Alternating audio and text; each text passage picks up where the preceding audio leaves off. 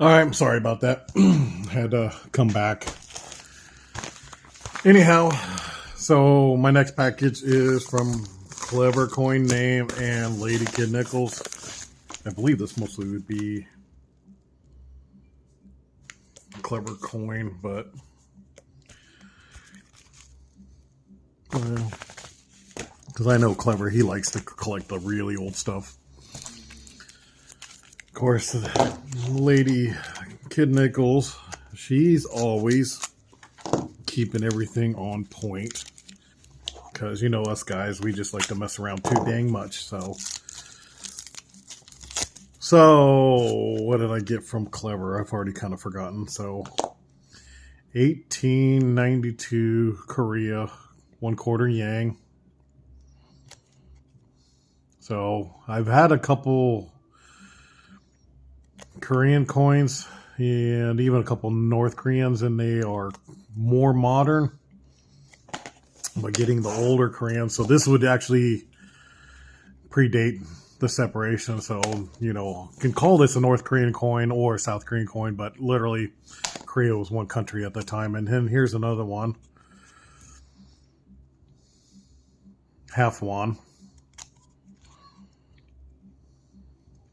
So some coins that I don't have in my collection that I'm excited to put in my albums. Let's see here. Where can I cut this safely without...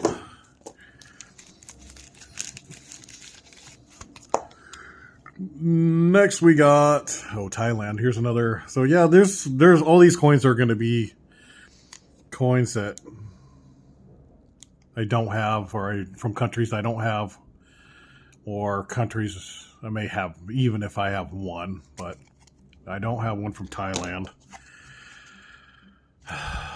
Clever coin, you're going to have to get yourself a flat stapler. That's not good. 1837 Greek, 10 Lapa. This is a copper coin. Like I said, getting into the old coppers. Hell, this thing's busted out, so let's get it out so we can actually see it. There we go.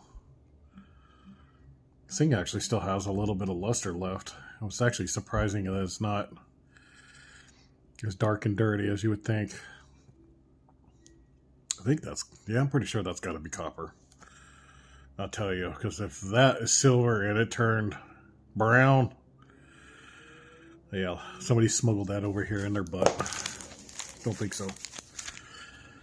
1919. Oh, this is a 20 centavos. I remember this thing because the toning on it was just crazy. Obviously, it looked way better on camera. Obviously, it's pretty dark, but cap and rays are some of my favorite designs on the Mexican coins. I do not have actually a 20 centavos in cap and rays. I've got several pesos. I think I got a 50 centavos, but nothing that small. 1913 Prussia 3 mark. Didn't we just take a look at one of those? I think we did. And this thing is freaking dang near BU. Oh, let's see how much luster. See if there's any black. A little bit on the devices.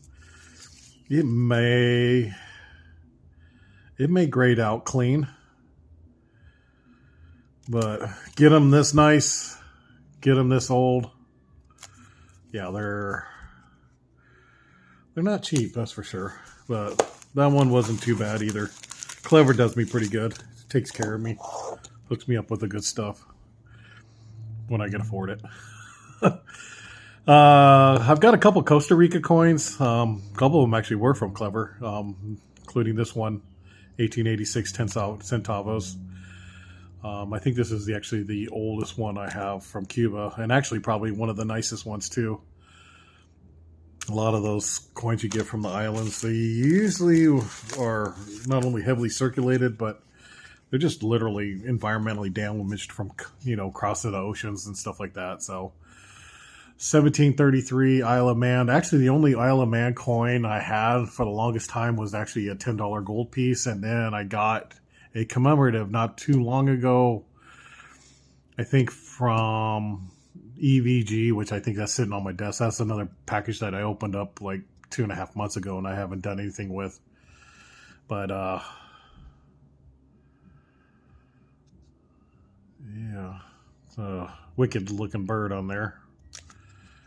And the thing is, this you see on the flag, but it's interesting to see 3 legs tethered together in one central point. Looks like a cartwheel. Thought that was actually pretty interesting. And a more modern 8 reals. I've got some older 8 reals, pillar dollars, the original Spanish, but this is a Mexican coin that I don't have. Cap and raise, obviously, so 20s, 30s. But this one's actually about 30 years older than a lot of the ones I have in my books. And they are actually considerably smaller too, because they're only 1 pesos. And so I got this package from Clever. This one actually came before this one. And I remember cracking it open because I really wanted to see actually a couple coins that I've never had in there before. So here's one actually that I actually traded a British crown and then and a little bit of money to get. So I've got a Chinese trade dollar from America, but now I got a Great Britain trade dollar. And I think I've seen them before, but it was really, really, really long time. But I've been trying to get an actual pre-03 Philippines peso or pre-07 Philippines peso, which would be the Morgan dollar size. And he did come across one. They are extremely expensive, hard to find. But then he just threw this in my face, and I could not pass it up. So super happy to have that. That will go greatly in my collection. So we got 1 ore. It is a copper coin. That thing is just pretty in hand. So you can still see the copper, but man, the bluing on that thing. That's kind of let me fix this again. There we go. Bluing on this thing here is just faint, but really attractive. If I can get that. I don't think I'm going to be able to do it with this light. Oh, I'd get a little closer, but the details on this thing are just phenomenal for something that would be considered the most used change in your pocket. Let's see what we got here. 1858 Austria quarter florin. Okay, so I don't have one of these either. A lot of Austrian coins, but I don't think I have anything that predates 1800s. Let's see what else we got here. Straight settlement. So this is also coins I've never heard of, coins that I've never had, and coins now I've gotten we've got another package, and there's going to be a couple more of these, but I think there's one more of these in this package as well. But straight settlements, obscure little islands in there right off, I think either England or Great Britain. And here, these coins are pretty dark. Let's see what we got here. Papal States. 1 soldo or soldo. 5 cents, I guess. Yeah, 1867. Yeah, another country that I don't have. Another country I can strike off on my map. Look at the beard on this guy. Yeah. Talk about, he looks like a Spartan. And I'm going to have to research because it was not labeled. He did tell me what it is. It's in my email, so I'll have to find out what it is. And hold on a second. I'm going to go grab my loop. All right, I'm back with my loop. Let me see what this one was Nope, it was this one here. Let me see what this one, 1869.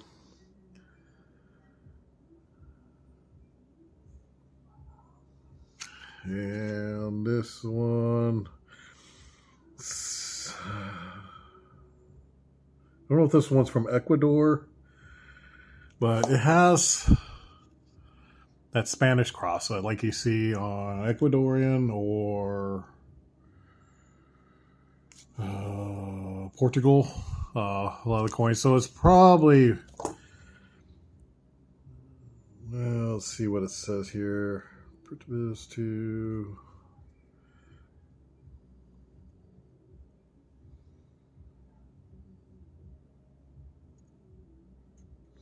yeah, I can't really tell. I'm gonna have to sit there and look that up on Coinoscope or Numisma. And then this one is Guatemala. So this is a Guatemalan. And it's got some details. It's pretty circulated, but you can see the harp there. A lot of the flowers here around the harp they're pretty flat. So, nothing you can't expect for a coin that's 150 years old. So this actually is something quite interesting. So this 1923 in the center here is actually a counter stamp from one regime taking over another. So originally in 1885, Costa Rica coin, and then counter stamped uncolon. Once I think when the regime took over Costa Rica. So that was a little interesting coin that I got from him too. And yeah, Clever comes up with, find some pretty cool different stuff, and wish I could buy it all. Really do. I wish I could buy it all. Okay, with that being said, since I had to go get my loop, I actually went and got my package from EVG. I'd like to thank you, Clever, for those coins, and I'm sure I'm going to get 100 more from you. EVG, cheap foreign silver. I mean, cheap, and just put it in your hands and run with it. Modern 50 francs. I do actually have one of these from, I think, either late 1800s, early 1900s. But, one that's a little bit newer. The design doesn't look like it's even changed quite a bit. Here's a 100 francs from 58. Do like the front of these, the designs on them. So we have here, I think that might be either Egypt, or is that, I don't know if that's Egypt or Syria. I'm gonna have to take a look at that too. None of these are labeled, so some of them I recognize, some of them I don't. 500 lira. This is Italy. I got a couple of these. Italy coins seem to be really popular amongst the collectors. And here is 1897. Can't remember if this is from the German states or if this is actually from Prussia, or if it's actually Russian, pre-Russian. Oh, let's see, 1897. Yeah, I'm gonna have to do some work, a little research on this coin too, but because this eagle, the double-headed eagle, is usually what you see on the smaller kopecks, modern Russian currency. I'm thinking this predates a lot of the stuff that I've gotten in my collection, because here is, this thing's dirty as hell. Okay, so here's a 20 kopeck, and yeah, this thing's got environmental damage like hell in a handbasket. Dirt cheap coin, probably picked up for like $1 or $2. But you can see the double-headed eagle design. And so let's see if I can make that. Oop. got them upside down. There we go. There we go. Now I got it right. But yeah, so I'm sure this is probably Russian. Really old Russian. Oh, Canadian 10 cents from Dennis. Thank you, Dennis. And I got a Guatemalan. I've got some Peruvian coins, 1 sols, a lot of them. And you can see a lot of these countries will carry some of the same imagery, but I saw that and I was thinking that was Peru because I don't have anything that small, but nope, it's Guatemala. And then 1944, 25 cents. So this probably, I don't know if this is East Indies. No, it's a P mint mark. But another Netherlands. This thing's got goop on it. I'm going to have to clean that. Take a wire brush to it. So, another Netherlands, 25 cents. And then $5 Barbados proof. I can probably sit there and get rid of a lot of these fingerprints, but I'm probably not going to get rid of the toning. I haven't tried to remove toning off proof coins. I can remove what I call is the fart fog, which is the notorious blue smoky haze that you see on proof coins. I've got a very, very unique and special way to sit there and clean those coins without ever actually making contact to actually mark the finish on them.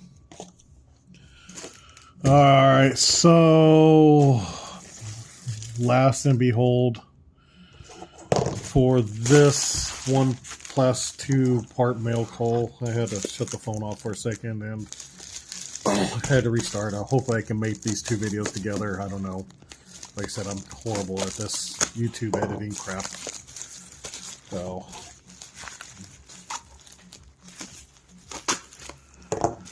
alright, coins. And then this will open last. I got this because I do know a watchmaker that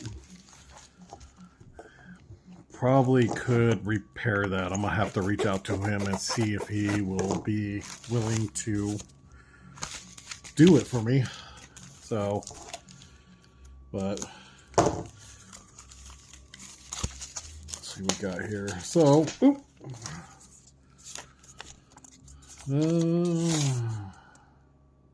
another thank you from the shipster. Yeah, let's see what we got here.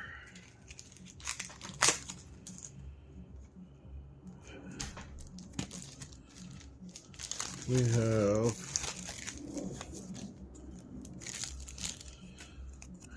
Great Britain, Canada.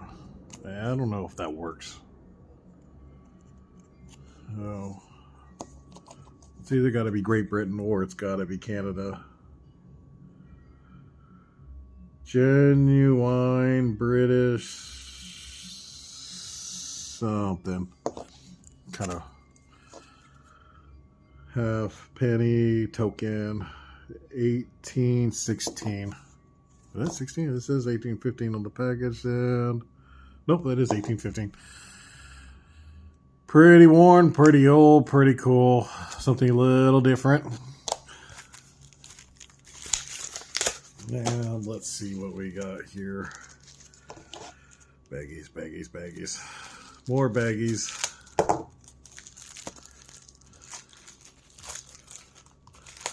All right.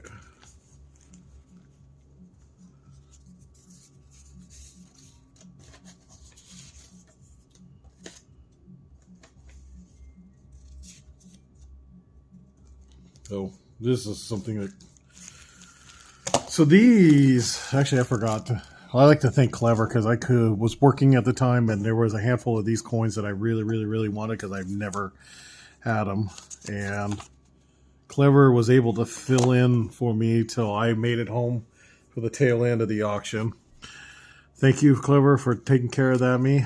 So we'll start off with this. El Cazador. El Cazador Shipwreck. Look at this thing. Somebody, I think, pretty sure that's probably either been broken or cut or something, but yeah. There's your fractional, babe. Take it, cut it in half.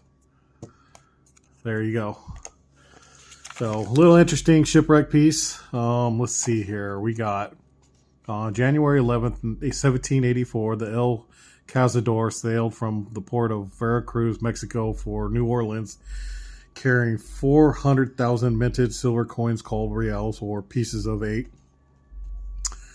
and 50,000 smaller reals. So this was obviously going to be a 1 real, which I've got a couple of those in whole. Nothing that old, but some really nice coins. The vessel and its crew disappeared into the sea, sinking without a trace. The Spanish need this shipment to stabilize the weak monetary system in the colonial North America. Spain lost Louisiana to France's Napoleon, who sold the 1 million square miles of the U.S. The 1 million miles to the U.S. on August 2nd, I don't think that's 1993. I think that's probably 1893, which would have been the Louisiana Purchase. The shipwreck El Cazador was accidentally discovered by Captain Jerry Murphy in a fishing vessel mistake. How funny is that? The treasure of the El Cazador has arrived after 209 years in the longest voyage. Okay, so it was found in 1993. Oh, yeah. Well, I'll keep that with the coin, and at least identify it. 1791, France, 1 sol copper. This thing just look much older than it really is. It's just one of those rudimentary looking coins. And last but not least, 1958 shilling, South Africa. This is actually a design I have not ever seen, because usually you see Rand on the front, not the Queen. So a little more modern for a lot of the South African coins that I have. So thank you, Shibby, for the coins. Thank you, Clever, for making those available for my collection as well. So, those were the coins for part 2. Let me put this stuff here, slide these kind of out of the way. And this got me really excited when I saw it, because I've got a pocket watch from my great-grandfather. It also is an Elgin, but it's just pretty basic pocket watch. Nothing really special about it. Really beautiful inside. It needs work. I was told that it was worked on, but obviously I took a look at it and it was not. So the person who said it was worked on obviously was bullshitting me, and is what it is. But either way, I have it in my possession, and I will get that thing taken care of. So this thing actually,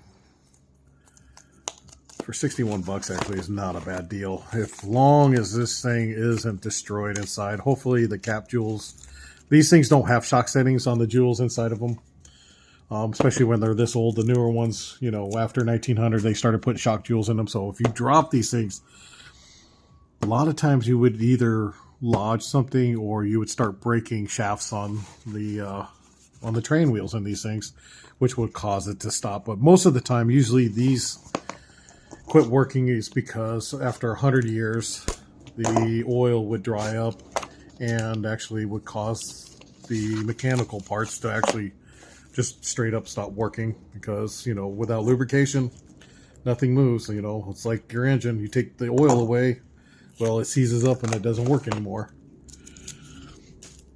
Not quite as catastrophic,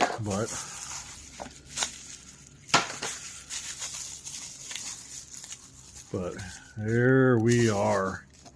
Now, this is the first time I've seen a pocket watch with actually a second hand. So, which makes me to think this might be more of a train pocket watch. Yeah, I don't know if that's gold filled or just was a brass case, but yeah, a little loose. So crystal is actually still in really great shape. The minute hand has been bent, so it has been opened and has been touched. I will have to save that for the restoration. So, but if this is an actual train watch, this actually will be a much more desirable movement for the watch. So, let's see, there's a little bit of damage on the crystal there, but actually the patina and the look on this watch is actually something spectacular. So that movement is way loose in there. I'm gonna have to sit there and gently get this thing taken apart and see why it's rattling in there, because it should not be doing that. Okay, so the balance, oh, that's a good thing. These balance wheels, that's usually the thing that gets broken when these things get dropped. So this, well, the movement is loose. This movement's been banging around in here for a long time. So this movement should not be moving in the case like that. So there's a movement screw right there that holds it. This one's obviously missing. And this thing, yeah, this thing needs a bad cleaning. Really, really bad cleaning. So yeah, that's also really hard on the stem, which that goes into there and goes to the movement works where the keyless works, because original watches actually used a key to wind them. Then they came with the crown now, which moves or winds the barrel bridge, or the barrel, which actually has the mainspring in there, which is the power for the whole watch. This is a really small shaft, and with this moving down there, that's not really good for this. So this thing's pretty dang loose. So yeah, this watch is going to need a fair amount of work to get it back. But like I said, I'm going to reach out to that watchmaker and see if this would be something that he would be willing to actually repair and clean it up and get it back together. He does have a YouTube channel, so I will reach out to him, and if he does go forward with this, then I will actually probably do a before and after, and then I will probably make a link to his channel. So super happy to get that. Hopefully we can get that thing back together and working and get it up and running. So back in the box it goes. So that's number 2, part 2 and 3. Like I said, I got this kind of got it split up. So, but till number 3, which is that big old package right there, will be a follow-up. And until then, have a good day, and I will see you on 3, kind of technically part 4 of my mail calls. Till then, later.